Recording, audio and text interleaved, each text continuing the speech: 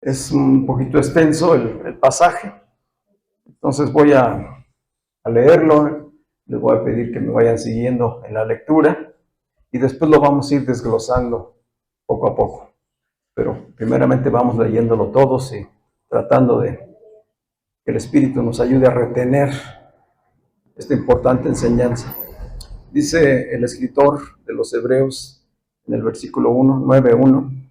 Ahora bien, el primer pacto, ¿cuál es el primer pacto al que se refiere aquí? Al antiguo pacto, al pacto que hizo con Moisés en el desierto, ¿verdad? Ahora bien, el primer pacto tenía reglamentos acerca del culto y del santuario terrenal. ¿De qué está hablando? Del tipo de adoración que Dios le había establecido a Israel. Dios le estableció a Israel la manera que debían de acercarse a Él, cómo adorarle. Eso es lo que conocemos por culto, ¿sí? El tiempo de adoración, una forma de acercarnos a Dios. Dice, ese pacto tenía reglamentos acerca del culto y del santuario terrenal. Está hablando del tabernáculo. Versículo 2. El tabernáculo fue dispuesto así. En la primera parte, en lo que llaman el lugar santo, estaban las lámparas, la mesa y los panes de la presencia. Tras el segundo velo estaba la parte del tabernáculo que se llama el lugar santísimo. Tenemos dos lugares, dos habitaciones, el lugar santo y el lugar santísimo. Ahí estaban, en el lugar santísimo, el incensario de oro y el arca del pacto, enteramente cubierta con oro. En ella estaban un vaso de oro que contenía el maná, la vara de Aarón que reverdeció y las tablas del pacto. ¿Qué eran las tablas del pacto? La ley que fue dada por Dios. ¿Dónde estaba? En el arca. ¿Por qué estaba en el arca? Era un acusador constante hacia el pueblo, hacia el pecador.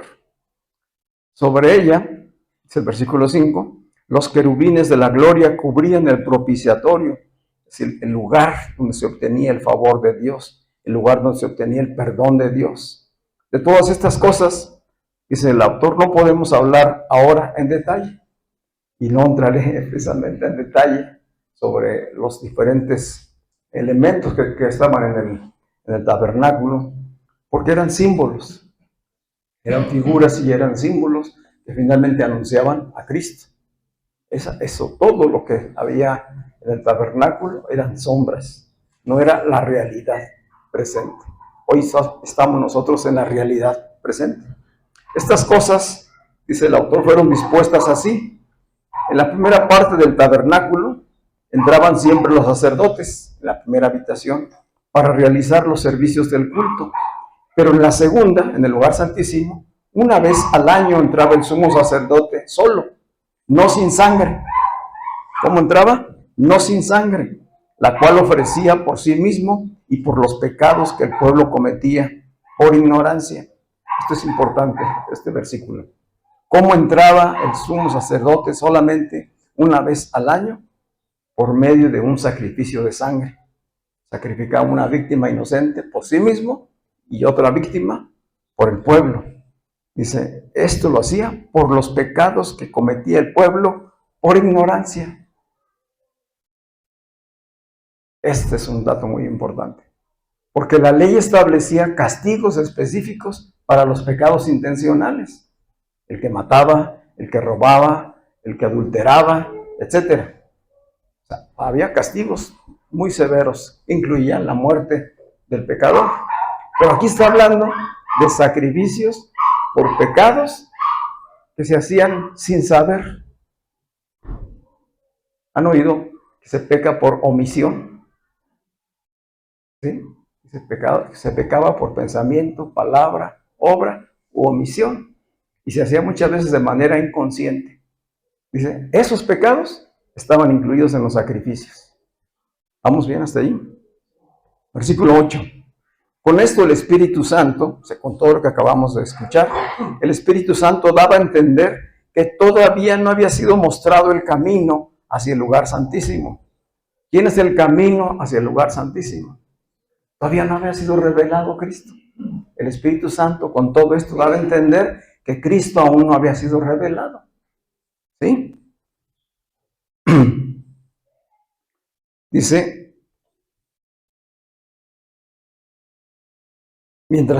que no había sido mostrado el camino hacia el lugar santísimo mientras estuviese en pie la primera parte del tabernáculo.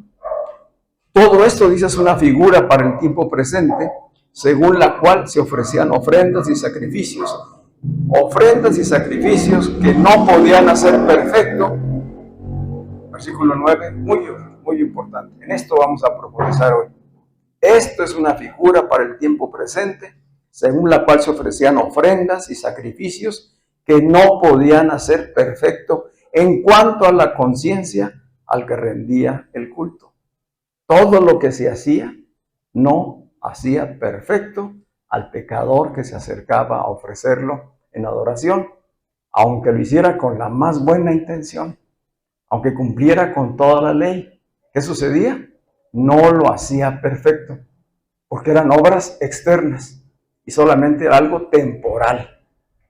Por eso tenía que ser sacrificios recurrentes constantemente. Pero fíjense, pongan mucha atención, porque no podía ser perfecto en cuanto a la conciencia.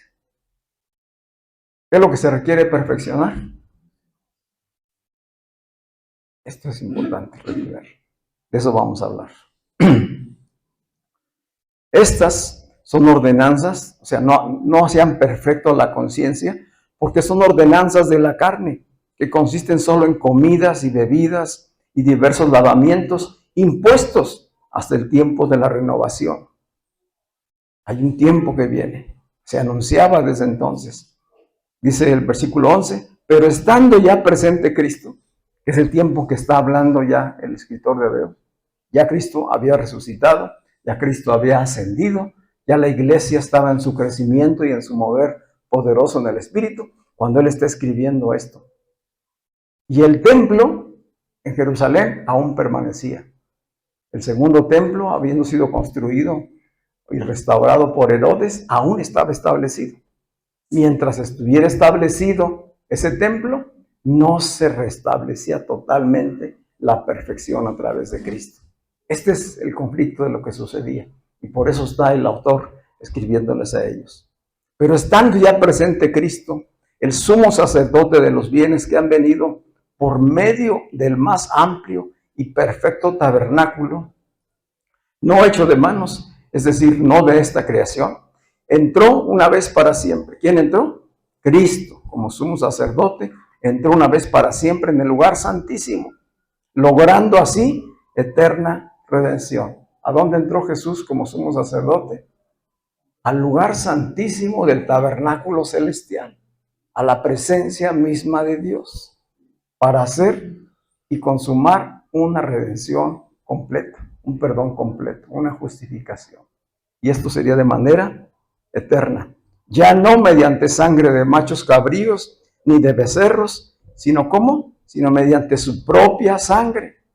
Porque si la sangre de machos cabríos y de toros y la ceniza de la vaquilla rociada sobre los impuros santifican para la purificación del cuerpo, versículo 14, cuanto más la sangre de Cristo, quien mediante el Espíritu Eterno se ofreció a sí mismo sin mancha a Dios, limpiará, ¿qué limpiará?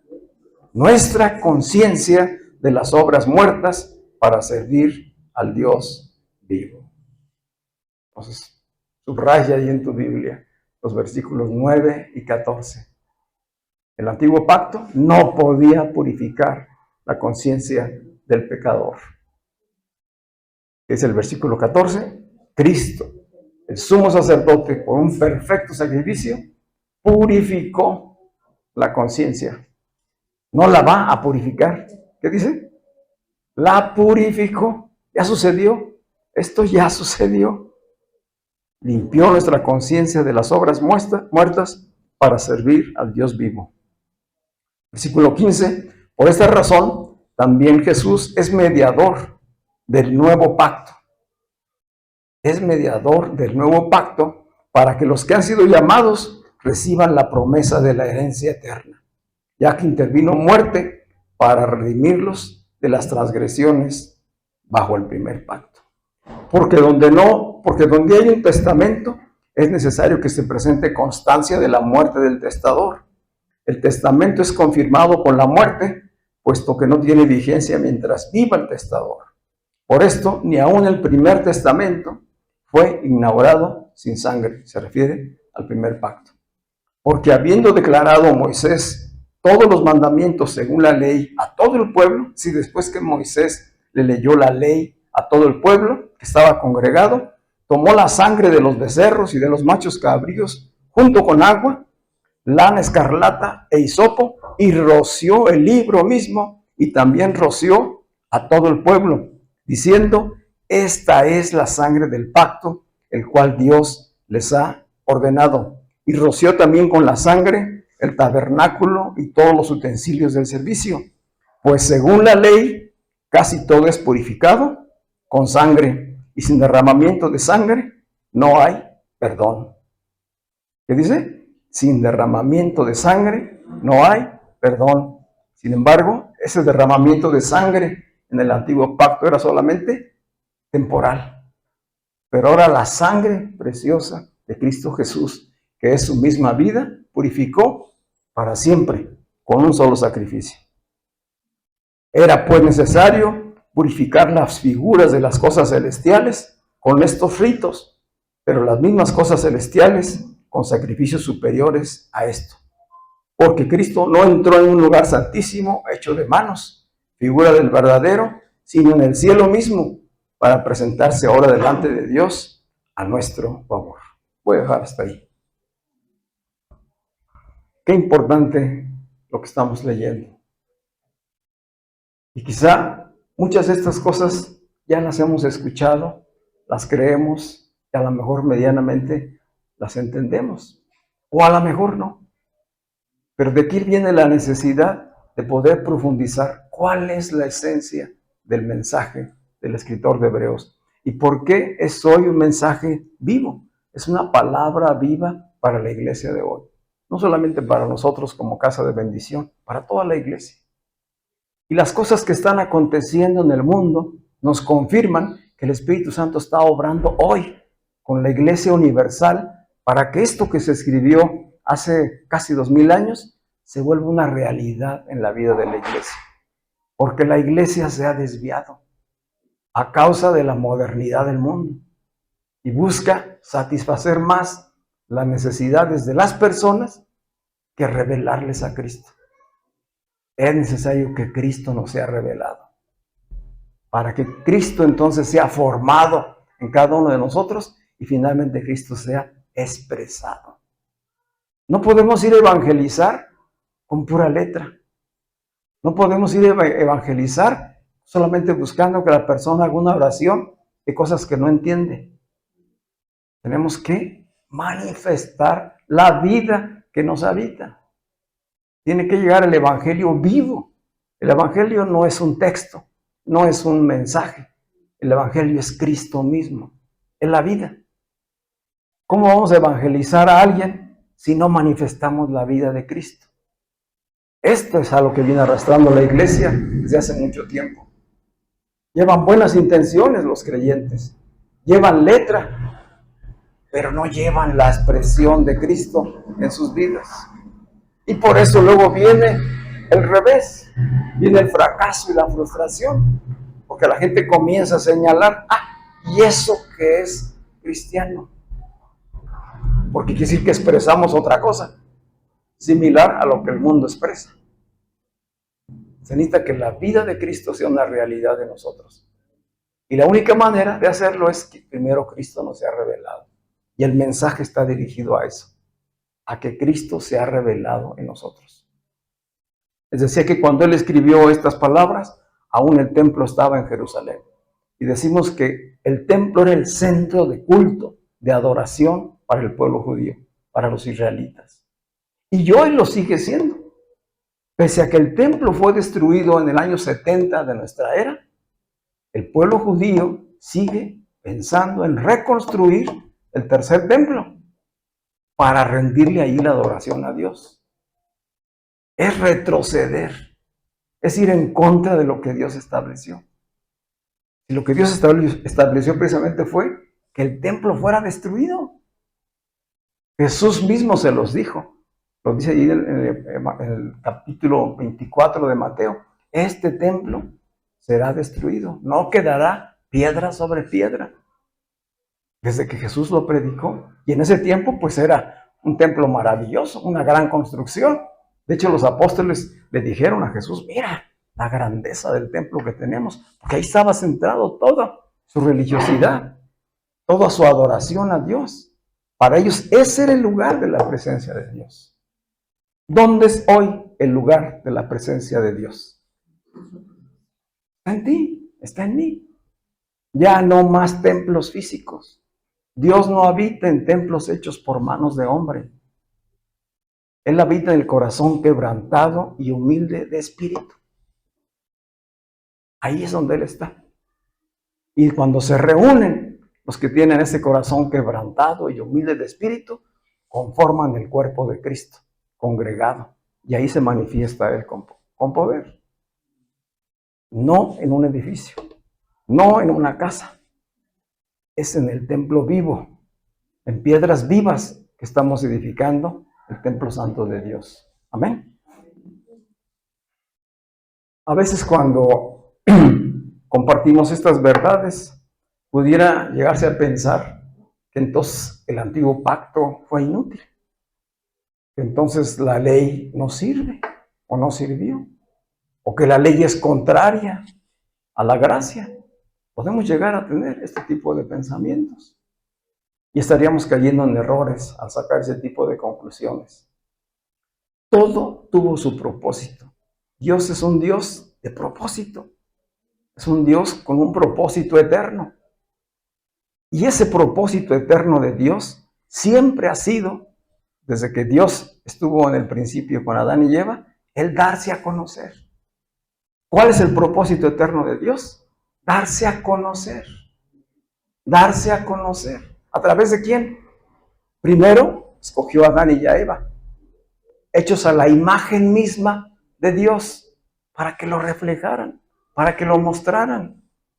Pero ellos fallaron, se rebelaron, y entonces quedaron solamente en la carne, separados de Dios. Ya no mostraron a Dios. ¿Qué mostraron? La humanidad. Mostraron su humanidad.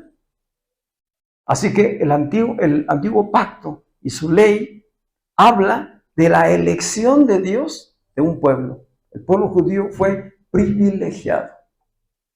No existía como pueblo.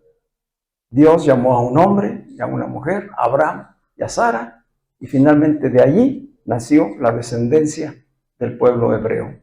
Y el pueblo hebreo, una vez que sale de Egipto, liberado por Dios de la esclavitud, se convierte en la nación de Israel.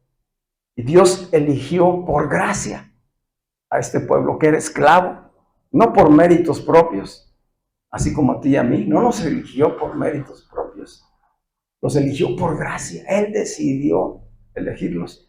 ¿Para qué los eligió? Para revelarse. Dios escogió al pueblo de Israel para darse a conocer. Se reveló en ellos. ¿Y qué quería? Que el pueblo de Israel revelara, manifestara, expresara a Dios. ¿Vamos bien hasta ahí?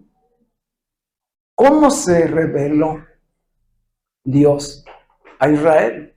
Como el Dios todopoderoso, el Dios misericordioso, el Dios santo, santo, santo, para el que nada hay imposible. Eso se le reveló al pueblo de Israel y vieron las señales y vieron los milagros que confirman lo que te estoy diciendo. Pero también les enseñó que estaban muy lejos de poderse acercar a Él. Para eso les dio la revelación y el diseño del tabernáculo a través de Moisés. A Moisés le mostró el diseño del tabernáculo para que así lo construyera, de acuerdo al diseño que diseño divino de Dios. Pero todo era una figura y una sombra para enseñarles que el pueblo no podía acercarse a Dios, que el hombre pecador estaba separado de Dios y no podía acercarse a un Dios santo. Y que la única manera de temporalmente tener cierto acercamiento era con sacrificios de sangre. Porque así lo enseñó desde el Génesis. Dijo, el día que comas de este fruto, morirás. ¿Cómo fue esa muerte? No fue una muerte física, una separación total. Quitó su espíritu de ellos. Quedaron muertos espiritualmente.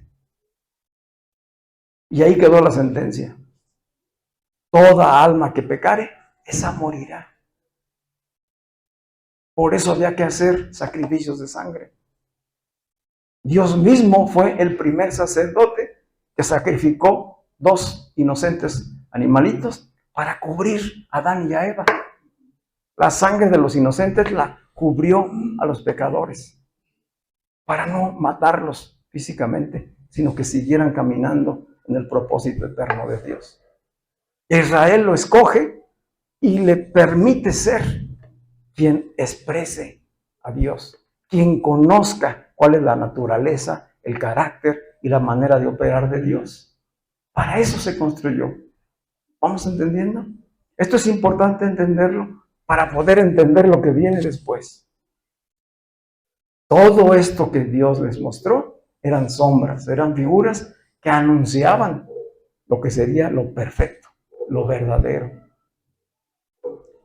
¿Vamos bien hasta ahí? ¿Sí? Vamos pues entrando en materia. Hablando del título, una conciencia pura. Así le titulé, y tiene que ver con la obra de Cristo en nosotros. La primera pregunta, pues es, ¿qué es la conciencia? ¿Es un concepto? Muchas veces hablamos cosas y decimos cosas que creemos, pero que no podemos expresarlas porque no las entendemos. Mucho tiempo hemos caminado en creencias que hemos aprendido de manera mecánica y repetimos cosas que no entendemos. Y de repente cuando nos preguntan, no sabemos qué decir, cómo explicarlo. Así que la primera pregunta antes de profundizar en la conciencia pura es entender qué es la conciencia. ¿Qué es la conciencia? No es una parte física en el ser, es el estado de conocimiento. Es un estado de conocimiento de sí mismo. Es tener conciencia de que existo. Es tener conciencia de que puedo ver, de que puedo oír, de que puedo comer, de que puedo relacionarme. Conciencia de mi ser y al mismo tiempo conciencia, de lo que me rodea. ¿Qué me rodea? ¿Qué nos rodea? Personas, una creación. Entonces, tener conciencia es estar consciente de mí mismo y del universo que me rodea. ¿Sí? Habla pues de nuestra propia existencia y de lo que sucede a nuestro alrededor. La conciencia de lo que somos y de lo que sucede es lo que nos puede permitir que los cantos o alguna melodía se quede grabada y que después la andemos repitiendo o que sin proponernos repetirla, la estemos escuchando mentalmente. Es decir, llegó a nuestra conciencia, entró a nuestras emociones y ahí está. Y de repente pareciera que esa letra del canto nos estuviera hablando, nos estuviera recordando algo que nuestro espíritu anhela. Muy bien.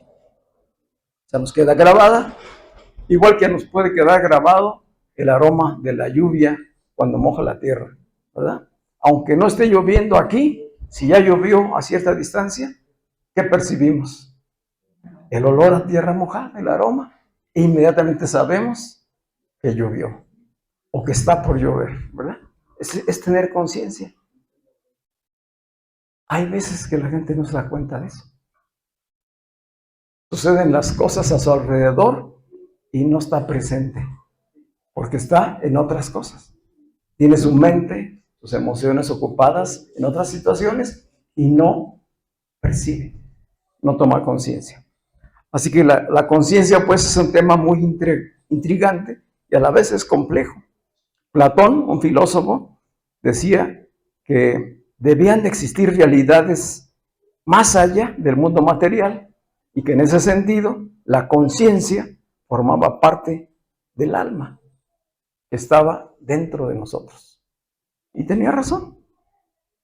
De tal manera que la conciencia está en el núcleo de nuestro ser. Es algo dado por Dios. Dios le concedió al hombre natural tener conciencia. ¿Tener conciencia de qué? De lo que comió Adán.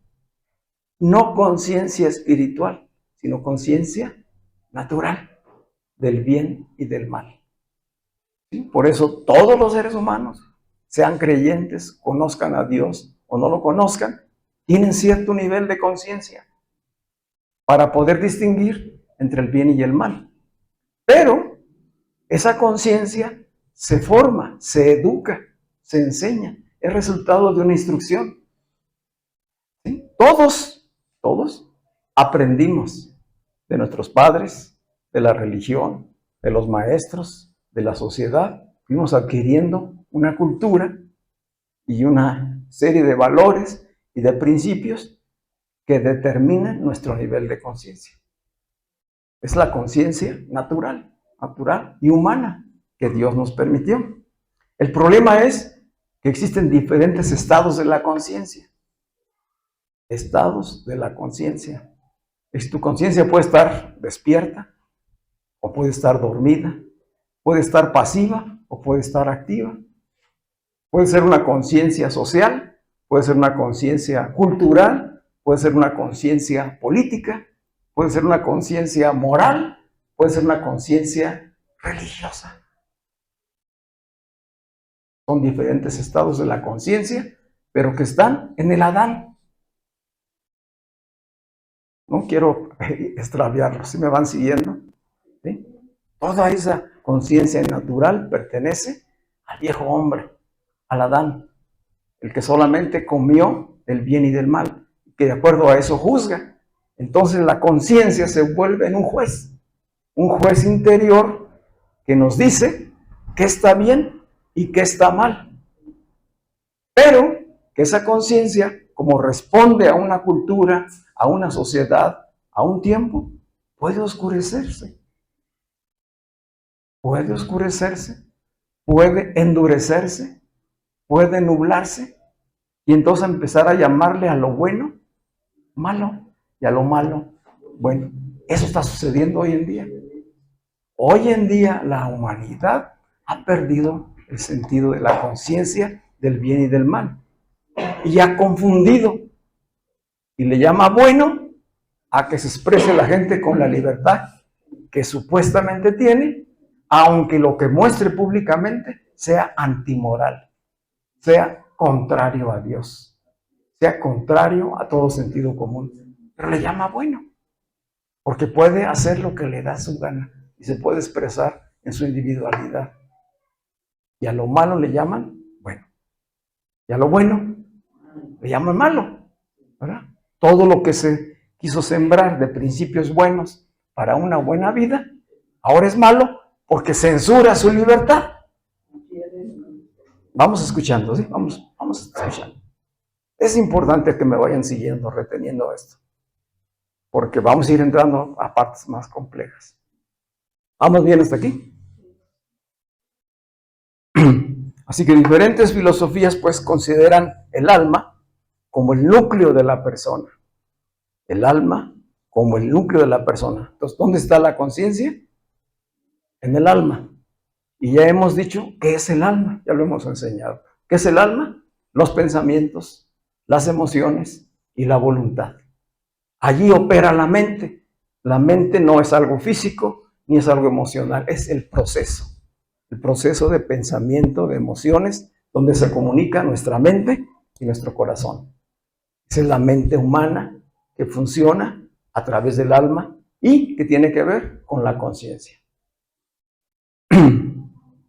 Así pues que es posible tener una buena conciencia, humanamente hablando, o bien tener una conciencia contaminada o corrompida. Es lo que dice la Escritura, sobre todo en la carta que Pablo le escribe a Tito.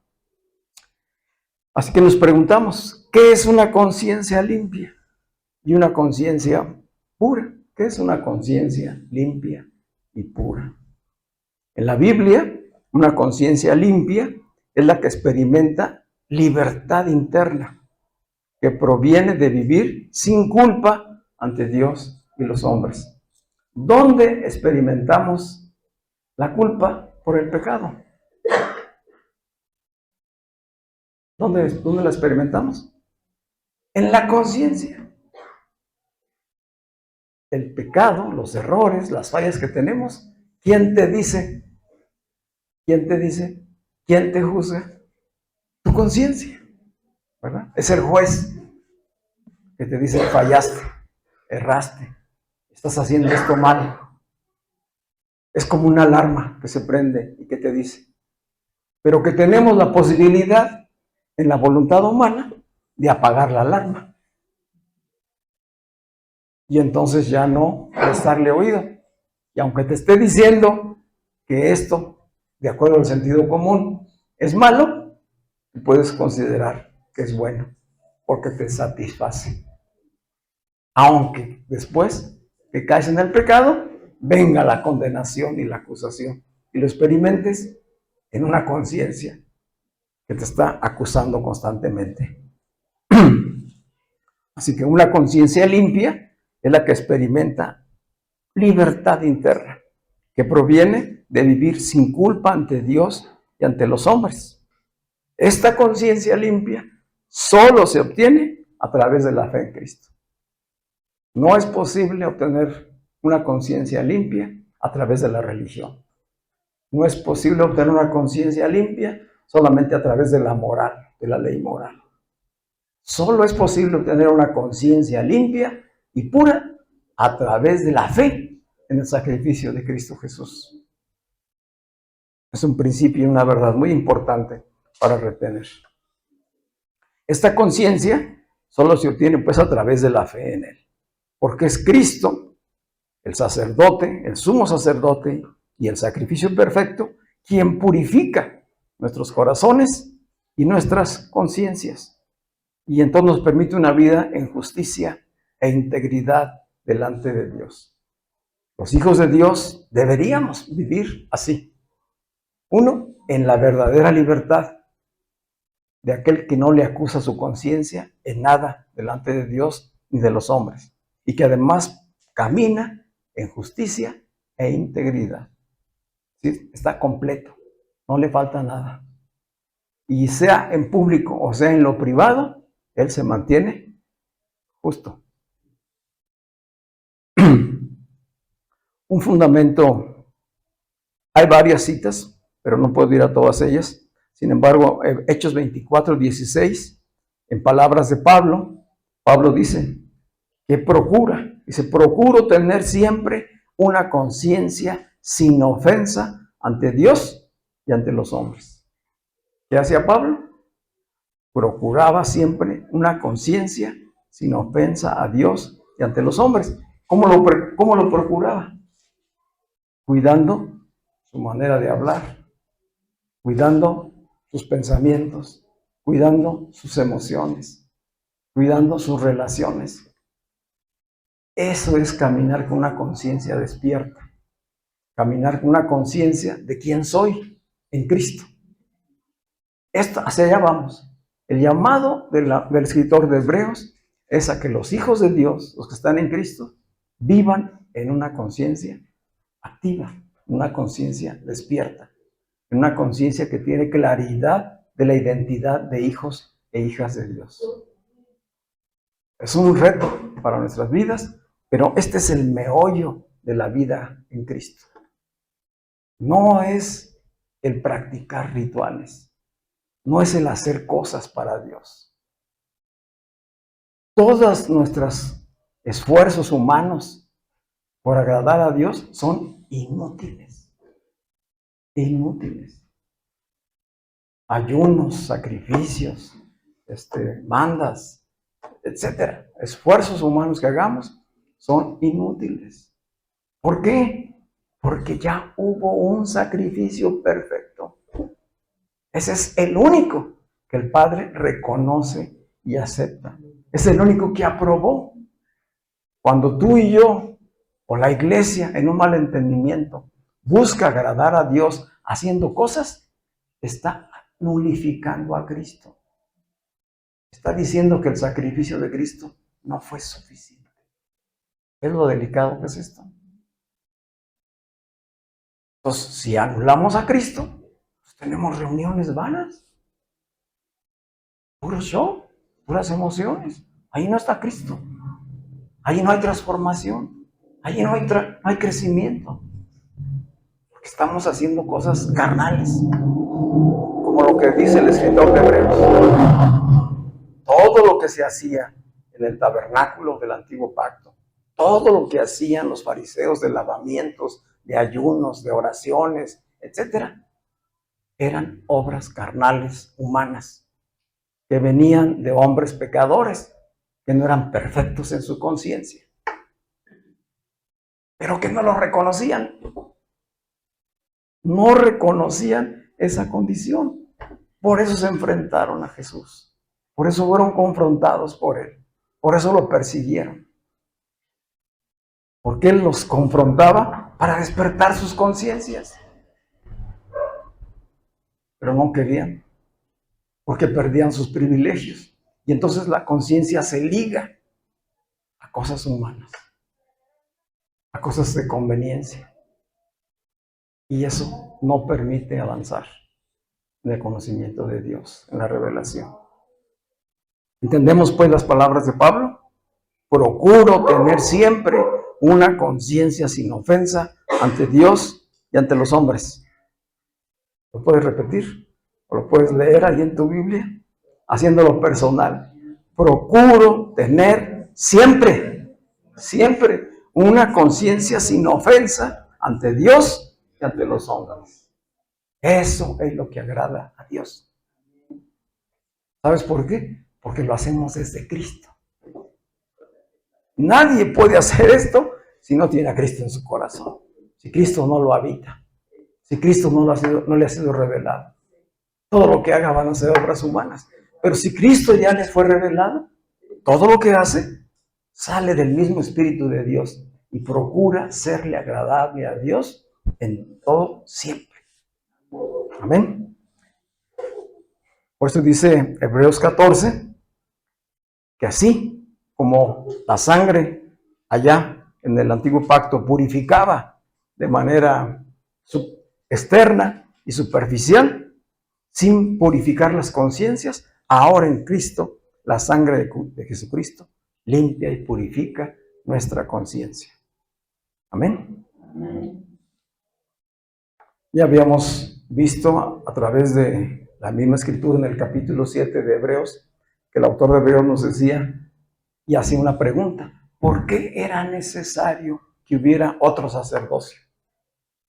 ¿Por qué fue necesario traer a un sumo sacerdote que ni siquiera pertenecía a la tribu de Leví? Decíamos, porque Cristo viene de la tribu de Judá. Y contestábamos en esa ocasión con la misma escritura. Y decía la escritura que fue necesario porque todo lo del antiguo pacto, todo lo del tabernáculo y sus rituales eran imperfectos, eran débiles en cuanto a la conciencia y no purificaban, no transformaban, solo temporalmente y externamente reconciliaban al pecador. Pero como su conciencia no cambiaba, seguía haciendo lo mismo. Esta es la gran diferencia con Cristo. Cuando Cristo nos habita, cuando Cristo revelado está en nosotros, nuestra conciencia se transforma. Y entonces no necesitaremos de más sacrificios, sino solamente de la fe en un único y suficiente sacrificio. Así que Jesucristo pues es sacerdote y mediador de un nuevo pacto. Es la muerte de Cristo, su muerte sacrificial, la que inaugura el nuevo pacto. ¿Recuerdan las palabras de Jesús allá en Mateo 26, que ya las hemos leído estos días? Y que son parte de la cena del Señor cada vez que la celebramos. Dijo Jesús, esta es mi sangre, sangre del nuevo pacto. Él, en su propia vida y sacrificio, se ofreció voluntariamente para que en su sangre, no en la sangre de animales, se firmara, se sellara un nuevo pacto. Un nuevo pacto de redención, que quiere decir de libertad, de pago de la deuda, para justificación y perdón eternos. Eternos. Ese sacrificio es suficiente para limpiar nuestras conciencias de obras muertas, de religiosidad. Él es el sacrificio perfecto. Cantábamos hace rato al Cordero de Dios. Él es el Cordero de Dios, que quita el pecado del mundo y que fue quien rasgó con su sacrificio el velo que nos impedía entrar a la presencia de Dios. Sí, el tabernáculo tenía velos que impedían desde la puerta, luego había los siguientes velos interiores. Entonces, cuando Cristo murió en la cruz, se rasgó el velo que separaba el lugar santo del lugar santísimo, para mostrarnos que el camino estaba abierto al Padre. ¿Para quiénes? Para los que creyeran en ese suficiente y único y eterno sacrificio. Si tú ya creíste esto, tú tienes acceso directo al Padre. No necesitas de ningún otro mediador, no necesitas de ninguna religión, de ninguna denominación en específico. Solamente necesitas la revelación de quién es Cristo y la identidad que tienes ahora en Él. Esto es glorioso, muy glorioso. Dice aquí el escritor, dice que con la ley, según la ley, casi todo se purificaba con sangre. Y sin derramamiento de sangre no había perdón. Entonces, el perdón que hoy tenemos en Cristo costó la vida misma de Él. Fue necesario que Él derramara su sangre para que tú y yo tengamos el privilegio de llamarnos hijos de Dios, perdonados, justificados, reconciliados, redimidos, justos. Él nos ve, Dios el Padre nos ve justos, porque nos ve en Cristo, cubiertos por la sangre del Cordero perfecto. No por la sangre de animales, no por prácticas religiosas. Y la sangre de Cristo es su vida misma. Es decir, con su vida nos otorgó el perdón y la justificación eterna.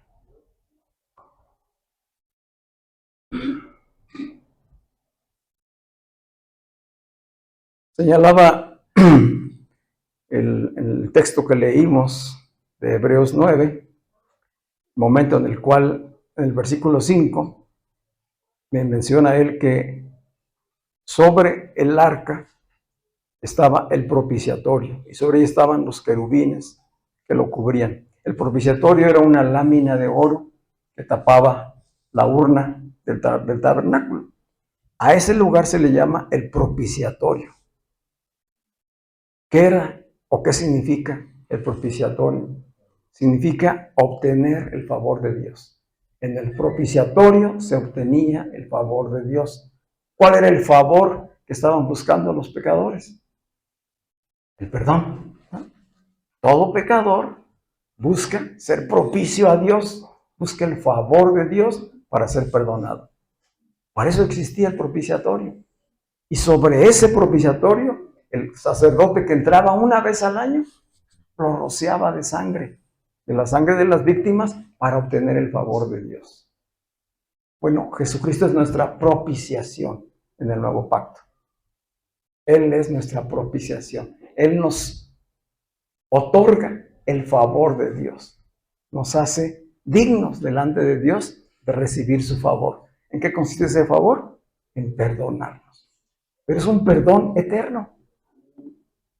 Es un perdón eterno. No tienes que estar constantemente viniendo a Él a pedirle perdón. Vamos a profundizar después sobre ello. Si el perdón es una vez y para siempre, ya te lo dio Dios, en Cristo. Tú necesitas tener eso en tu conciencia. ¿Sí? La otra parte es la parte humana, en la que hoy todavía vivimos y que va a incurrir en fallas y en errores. Pero dice el apóstol Juan, para los hijos de Dios, abogado tenemos delante del Padre, que sigue intercediendo por nosotros. Es decir, nos llevó a obtener el favor de Dios y hoy sigue intercediendo, diciendo, perdónales, porque aún no son perfectos, pero están en ese proceso. Esa es la promesa de la que cantábamos hace rato. Cuando estábamos cantando que Él es fiel y que Él va a cumplir su promesa, Dios ya cumplió todas sus promesas. La única promesa que en Cristo estamos esperando que se cumpla es que su obra se perfeccione en cada uno de nosotros. ¿Sí? No son promesas de prosperidad, no son promesas pues no sé, de lo que nos pudiéramos imaginar. No tienen que ver con la economía, no tienen que ver con cosas materiales. Las promesas de Dios son espirituales en Cristo. Y ya se cumplieron. Cristo dijo, consumado es, antes de morir. Es decir, todo lo que mi Padre prometió, todo lo que mi Padre demandaba para otorgarles bendición a ustedes, ha sido consumado. El que cree es bendecido. Es bendecido. En todo. En todo. Pero estamos hoy en esa obra de perfeccionamiento, ¿verdad? Entonces, ¿qué es la promesa que esperamos? Que su obra sea completada. Y Él es fiel para completarla, porque no depende de mí, depende del Espíritu que está en nosotros. ¿Entendemos lo que es la propiciación entonces? La propiciación daba lugar a la justificación y el perdón a través de la sangre derramada. Por eso dice, y sin sangre no hay perdón de pecados.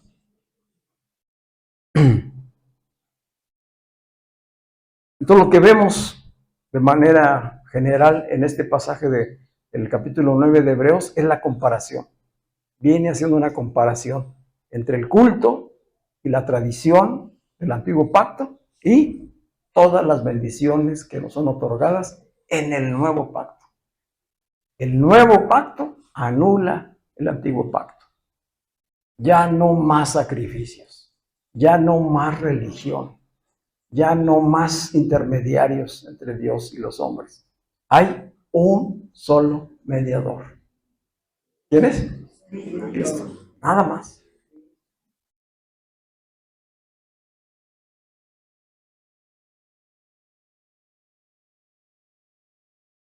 Decíamos que cuando habla él aquí de los pecados cometidos sin intención o en inconsciencia, eso no justificaba. El tener la ignorancia, el haber pecado sin querer, no nos justifica delante de Dios. Ni aún en el antiguo pacto. Por eso se presentaban sacrificios por ese tipo de pecados.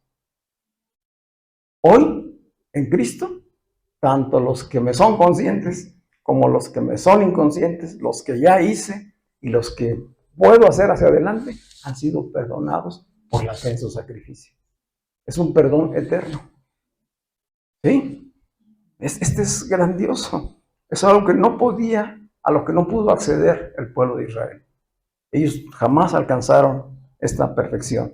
Ellos lo que hacían era ir constantemente delante del sacerdote, confesar sus pecados sobre el animalito y que se degollara al inocente para que la sangre los justificara a ellos. Y al rato había que venir otra vez, y otra vez, y otra vez. Dice Proverbios 28:13, que el contexto de estas palabras de Proverbios están en el antiguo pacto.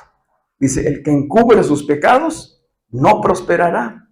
El que los confiesa y se aparta de ellos alcanza la misericordia divina. Proverbios 28:13. Esta es una verdad y un principio que no ha cambiado. Aunque pertenece y se escribió cuando el antiguo pacto, hoy sigue siendo una verdad. Los hijos de Dios que ya están en Cristo, que ya recibieron el perdón y la justificación, pueden fallar. Cuando fallen, ¿qué tienen que hacer? No encubrir sus pecados. Porque si los encubre, no prosperará. Si va a estar atorado con esas circunstancias. Aunque sea hijo, aunque ya tiene la bendición del perdón eterno. Pero si por esos errores se sigue culpando y condenando y lo mantiene atorado, no avanza. Entonces, ¿qué tiene que hacer? El que los confiesa y se aparta, alcanza la misericordia que ya le fue dada en Cristo.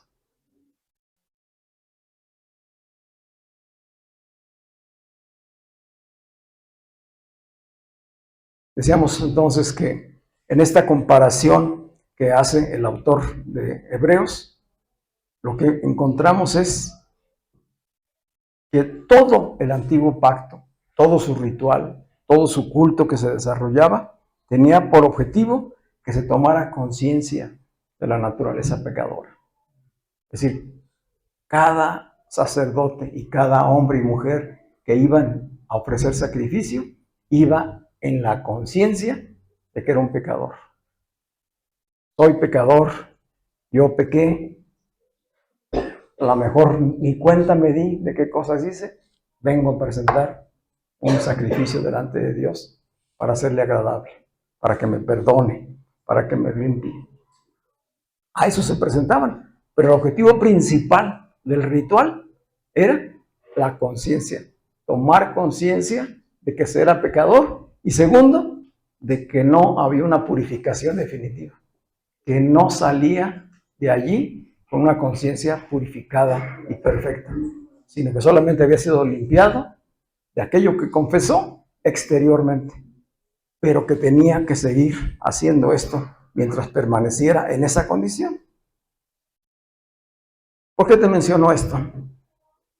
Porque te voy a poner un ejemplo que casi todos vamos a entender, o a lo mejor hasta lo estuvimos haciendo, de cómo la religión sigue conservando esos rituales que estaban en el antiguo pacto.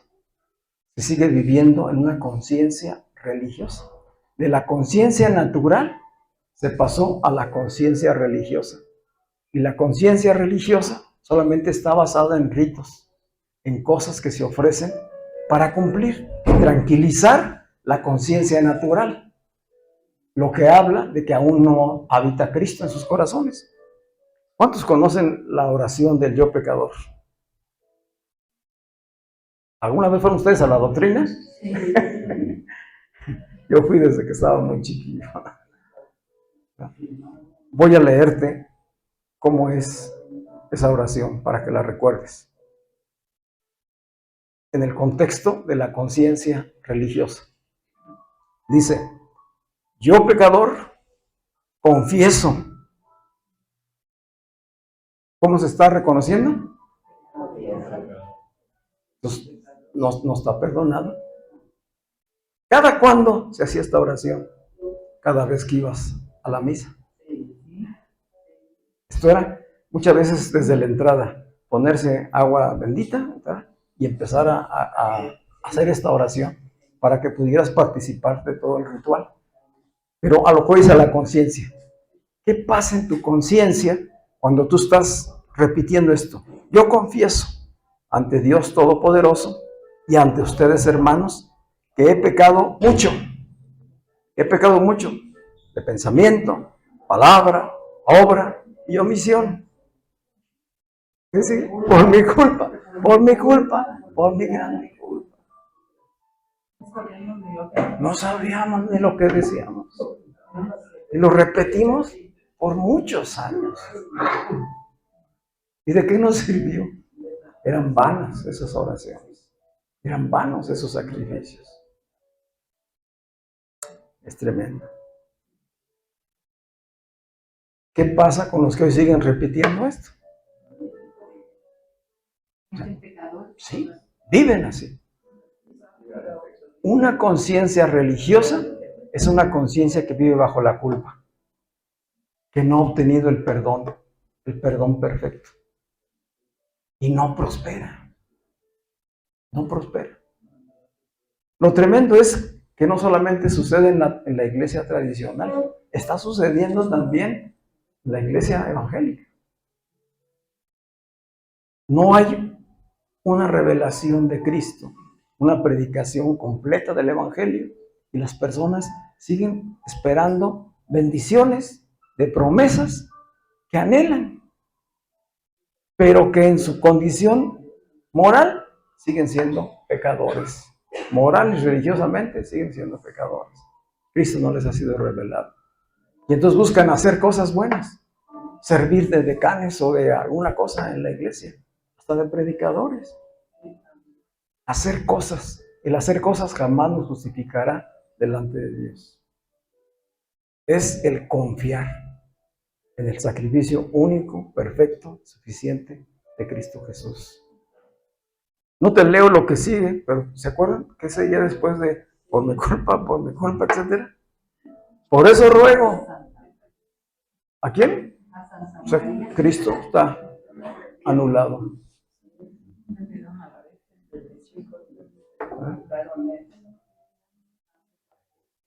A los santos.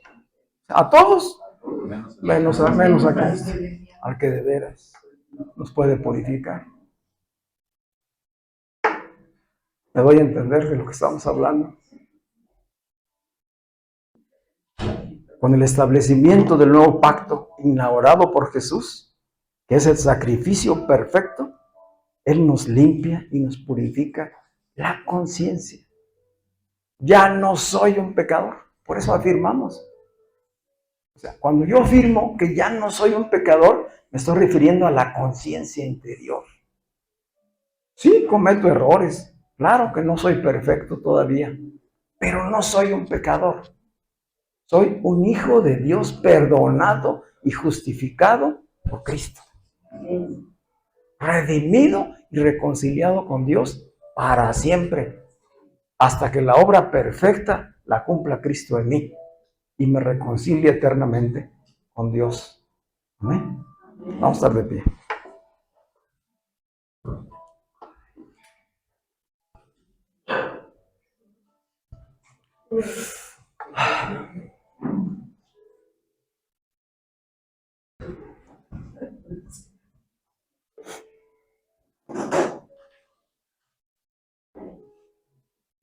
Con el sacrificio de Cristo a través de este nuevo pacto, todos los pecados, pasados, presentes y futuros, incluso los cometidos por ignorancia o por falta de entendimiento o inconsciencia, son perdonados por la fe en Cristo.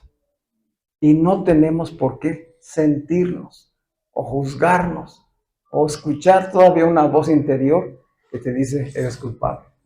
No somos ya culpables, somos justificados por Él. ¿Cuál es el ejemplo más claro de cómo obró con poder el sacrificio de Cristo? Cristo, estando en la cruz, antes de morir, declaró estas palabras que están en Lucas 23, 24. Padre, perdónalos. ¿A quiénes? A los que lo estaban atormentando y sacrificando, y a nosotros. Ya estábamos en la oración de Cristo. Padre, perdónalos porque no saben lo que hacen.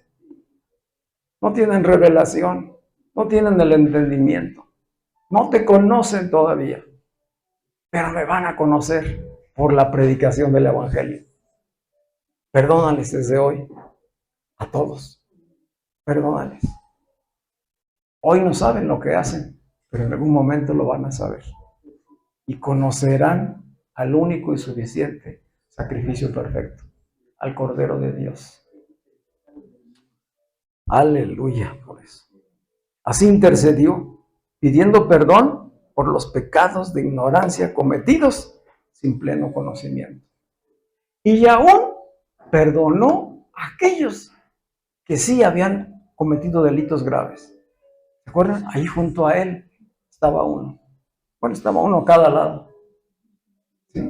Pero dijo uno de ellos: Señor, cuando estés en tu reino, acuérdate de mí. Son palabras de fe. Él sí era un delincuente. Él tenía por qué estar ahí siendo crucificado. Y él reconocía que Jesús no, que Jesús era el justo, que estaba injustamente siendo sacrificado. Por eso le dijo: Señor, cuando estés en tu reino, acuérdate de mí. ¿Cuál fue la palabra de Jesús? Hoy estarás conmigo. No le dijo: tienes que ir a hacer 3 mandas. Primero tienes que pasar al purgatorio. Y luego, no le dijo eso. Hoy. ¿Cuándo somos salvos y justificados? Cuando creemos y por fe le recibimos a nosotros. Aleluya. Oremos. Padre, te damos muchísimas gracias por la revelación del Evangelio, Señor. Es tu misma persona, tu mismo espíritu revelándose a nosotros, Señor. Esto no es por obra humana, Señor. Esto no es por letra, no es por teología, Señor. No es intelectual. Esta es la obra de tu espíritu en cada uno de nosotros, Señor. Gracias, Señor. Gracias por los hombres y mujeres aquí presentes y por los que aún no están presentes, Señor. Aquellos que tú por medio de la fe y la gracia los has justificado, los has perdonado, Señor. Has purificado nuestras conciencias de toda obra muerta, Señor. Por eso te damos gloria y alabanza, Señor, y reconocimiento. Porque cuando llegamos a este entendimiento, no tenemos palabras, Señor. No tenemos cómo poder agradecer y pagarte toda esta obra, Señor. Gracias, Señor, porque somos privilegiados de haberte conocido, Señor. Como decía el apóstol Pedro: ¿a quién iremos, Señor, si solamente tú tienes palabras de vida eterna, Señor? Esas palabras de vida eterna hoy están llenando nuestro espíritu, Señor. Hoy están lavando nuestra mente de las cosas del pasado, de la religiosidad. Hoy están renovándonos, Señor. Nos están haciendo conscientes de que tenemos una conciencia pura, limpia, santificada, consagrada, porque tú hiciste la obra por cada uno de nosotros, Señor. Y pusiste en nosotros la medida de fe necesaria para confiar completamente en ti, Señor. Por eso te damos toda la gloria y toda la honra en el nombre de Cristo Jesús. Amén. Démosle aplausos al Señor.